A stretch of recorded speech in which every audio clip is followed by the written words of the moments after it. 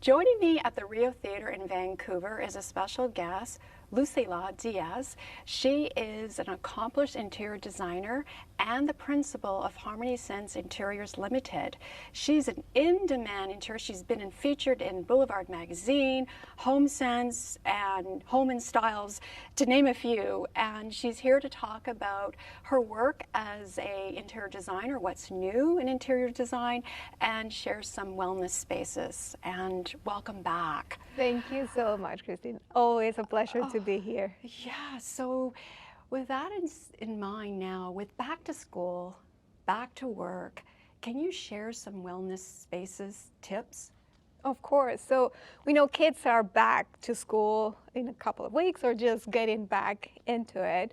So for families, so for people that have kids, I think it's very important that we allocate some space for them to do homework, to study. So they have spaces where they can play, space where they can sleep, but spaces as well where they can do their homework, their work. So if there is a space in the room or somewhere in the house, that's important. So they can switch from, okay, this is homework space, this is play space, this is a place where I welcoming to bring friends as well. So think about that for our family as well. Then if you're working still from home, because now we know that a lot of people have negotiated with companies that, you know what, I kind of like this part-time work from home, not going all the way back to the office. Still keep in mind to have that space where you can work at home and it's just a dedicated space. So make sure you have that as well at home. And as well, keep in mind of keeping your body active, because now that we still have amazing weather, we know that we have a little bit of a late summer and we now want to be outside, but keep in mind that now the rain is going to come and we're going to still be needed to be active, to be healthy. So make sure that you have a spot in your house where you can do some exercise at home. So a place where you can at least stretch in the mornings, get that energy up and going. So have that space at home where you can at least do that. Yeah, and those people watching, and like, you know, you might be living in a small place like a condo, or, I mean, would there be any suggestions, like maybe just even like a small space, right? Like it could be in a closet where you put your running shoes, I don't know, but any, you know, just be, imaginative. Yes, and maybe you can have, as you mentioned, maybe it's just like a closet where you roll your yoga mat, right? And you have a little bit of weights there, but you have your space where you know that there it is, and then in the morning you stretch your yoga mat, you bring your weights, and then you do your exercises, and then you know that you just roll it, you put it back, and you know that it's there for you to keep up with the energy. I started as well doing some like exercises in the morning because I strained my back, helping my mom like lift up. I did it with a very bad position, and from the bed being very low, I helped him like lift up, and I strained my back. Oh my goodness. And just doing like stretches and exercises is what helped me. But then I was told, but you need to maintain though. You need now to do preventive. You should not just do it when you're injured. You should do it as a preventive exercise so that your back is strong, your muscles in your stomach are strong, so that if you ever go and do something like that, then you have the strength to do it. Yes. So do it in the morning as a routine, right? Keep it constant. So having a space that you know that this is where I do it, this is where I have my equipment, then you just go and do it. And you do not procrastinate. Yeah. And that's the key. And have it in the closet if you don't have enough space, but also discipline, right? You have for the children, their play time, the play area, and then the fitness area, and food, you know, with the kitchen too. Sometimes the kitchen, and then you take your food to the living room, and that's, well, it's a good idea to create spaces, like healthy spaces. And the question was, how do you balance a healthy lifestyle being in such an in-demand interior designer? Well, you know what? Having schedules helps. And as I was mentioning, if I know that, okay, in the morning, regardless of what happens, I go and I do my stretches. I don't check emails. I don't do anything. I do my stretches. And then I go, I have a dog. I think a lot of people got a COVID dog. We got a COVID dog, right? So I know that I go and do a walk with the dog. And then it's before I check any emails, because I know there is going to be like a ton of emails, and then that will get my mind in the wrong direction. So just having that like peace at the beginning of the day helps me then focus the rest of my day throughout. And then just as I mentioned, having like a schedule, knowing that, okay, now it's 8:30, now I can start focusing on work, and trying to stop at some point to be with the kids. I as well have kids, two demanding teenagers, right? Trying to focus for them. And then I know at the end of the day, I do have to catch up a little bit more with work, but trying to have those schedules and those dedicated times just to try, as you mentioned, to balance what work, lifestyle, family is. Yes, and it's once you have that formula, routine, then it makes it easier, right? And Yeah. and also too, the work, you know, has changed. A lot more people working remotely. They're working at home. Any other tips though? Like say, for example, they have their space, their computer on a living room table. What would you suggest? Like maybe better in the living room or not the bedroom? That would not be. Yeah, I would say like anywhere but the bedroom, because the bedroom needs to be, and if you need to have it in the bedroom, right, because it's like, yeah, I don't have any other space but the bedroom, try to make it so that at least you can close it so that you don't see it, and then you can disconnect and be out of it. Because if you're just seeing it all the time, it will just cause you stress. That's why if you're working from home, which is fantastic for a lot of people, and especially for a lot of moms, it's very convenient to work from home, right? Because then you can take care of your kids, you can do other things. But if you're going to be working from home, just try to do it in an allocated space. So that you know, and like your brain knows, your subconscious knows that that's work. And when you're done working, like you stand up, you close it, or you're just physically moving into another space. So just have it as an allocated space. As I mentioned, if it's in the bedroom, because honestly, there's not other space in the house that it could be, make sure you close it. If it's even your laptop or everything, make sure that you can close it and it's out of sight, out of mind, at least for those hours that you're not working. Yes. And then there's color schemes and then plants too. Yes, plants, like trying to bring nature in, like biophilic design, that's how it's called, when you try to bring that nature in. It brings that, like the beauty of nature into your house. So trying to bring plants, the plants that they bring even oxygen, right? It's not like what you see, but the oxygen that they bring into the house. And if they're not real plants, because some people say, I'll just kill them, right? I don't have any time.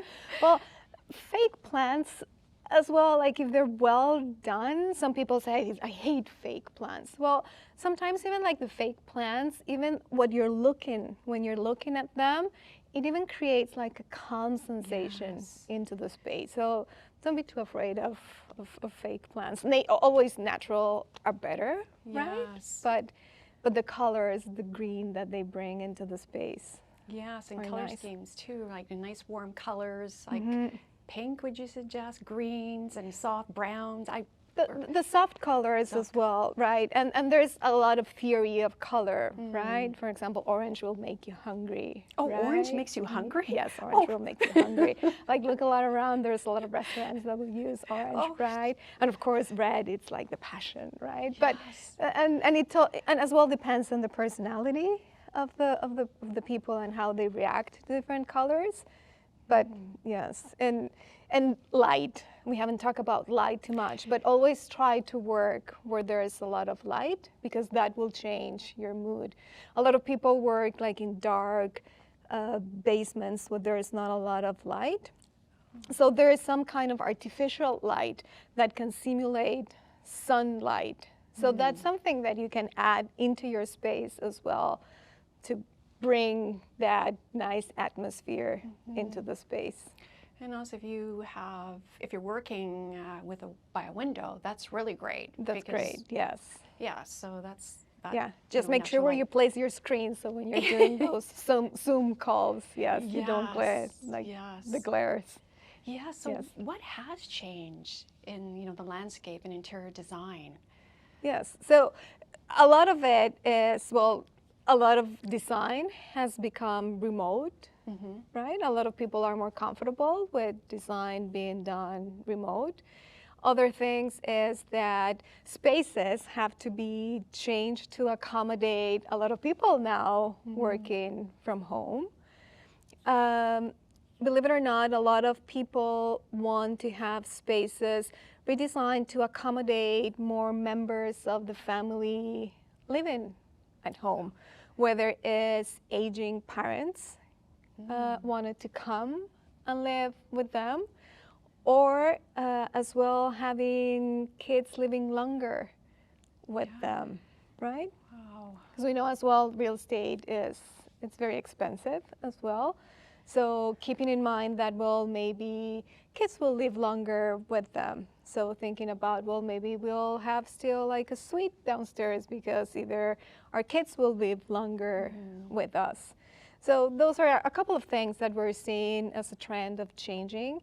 And we have seen as well a lot of people migrate outside of the main core of the city, because as work is now available to be done remotely, yes, now people are migrating farther away from the city to be able to have bigger and larger homes as well. Now you offer online services. Yes. Since the pandemic as well, we started offering as well online services, which is great because now we have expanded as well the range of people that we can serve. And it's always as well to be able to meet face to face to clients. Yes. But for clients that now are outside of our range, we can help them. Yes. And technology has evolved significantly as well. And something that we have now introduced into our services is more of 3D and virtual reality visualizations, just to help clients visualize how their spaces will turn out. So to help them set more clear expectations and help them see how their spaces will turn out. So that helps a lot, especially for clients that are remote or that don't have spaces nearby. When I talk about in demand, you are in demand. You do so much. I mean, you do luxury styling, you do staging, because you worked for HGTV, correct? So at some point, yes. A few years ago, we helped the Property Brothers when they were doing renovations here in Vancouver, which was a very fun experience. And it helped us as well understand what the consumer sees on these reality TV shows. And these TV shows are fantastic on the one side because they help people get excited about renovating and doing different things with their homes, right?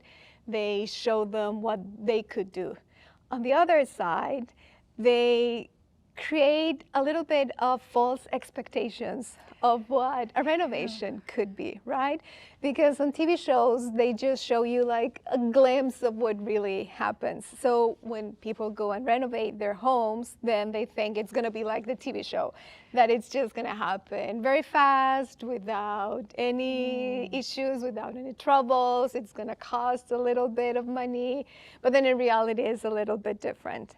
The advantage that I have is that I have seen it behind the scenes, so I can help clients understand that, okay, it's fantastic what you have seen in the shows. The shows are great for you to get you excited about doing it, but the reality is a little bit different. Wow. Yes. Thank you for sharing that. It's really a close-up view. You know? So what is next for you? So I love the work that I do. I love creating spaces just to help people be the best they can do. The spaces are just there to increase the potential. They're just like the vehicle for people to be the best they can be, right? They're just there to support people, and that's my passion. Like, I want people to be their best, and by creating these spaces, we're just helping them. So I want to keep on doing what I'm doing, and the passion that I have in life, of course, is design, but for me, the passion is children. So I want to help children achieve that potential that they have inside them. So when you're born, you're dealt with a card, right? That's something that you're given, right? And then it's up to you what you do with that.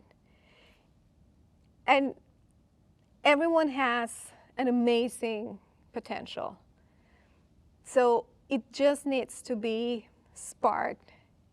And sometimes you need a little bit of help from someone to show you that potential. So that's what I want to do. I want to show people, especially kids when they are like a younger age, that they have that potential so that they can become the best they can. Wow. Yes. I mean, that is just wonderful. And is there anything else you'd like to add? Yes. So we are part, like the work that we do pro bono, I will say, is part of like this, of course, this initiative that we have with kids. Is we are part of an organization that is called Brands for Better.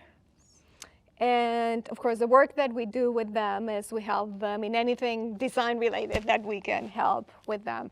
And this organization is having an event. Oh. Yes. And they are doing a brand battle for good, it's called. And they are tackling isolation. And they bring together brands, companies, anyone that wants to help solve the isolation problem that we have. And that's the issue that they're trying to tackle this year in Vancouver right now. So anyone interested, any company, any individual that's interested in solving or have an idea about isolation, they should come to this event. It's called Brands for Better.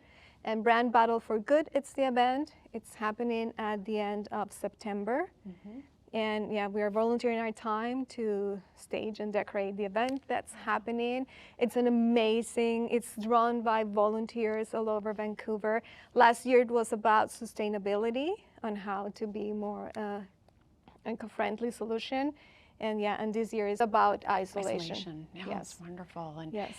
people getting in touch with you, where can they go? Yeah, so they can just contact me at harmonysense.com, and yeah, we'll be more than happy to help them, yes, with their design needs. Yes. Thank you very much. I'd like you to come back again. Yes, anytime, yes. Thank I'd love you. to be here. Thank you so much.